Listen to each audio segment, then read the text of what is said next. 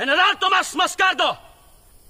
Nandito ako para arestuhin ka sa ngalan ng hukbong sandatahan ng Republika ng Pilipinas. Magpakita ka!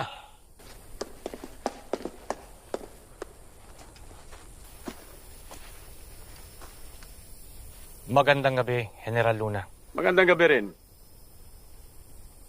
Umaasa ako na susuko ka ng mapayapa. Sinabi ko na sa'yo, kung gusto mo ko ipakulong, magdala ka ng kabaong.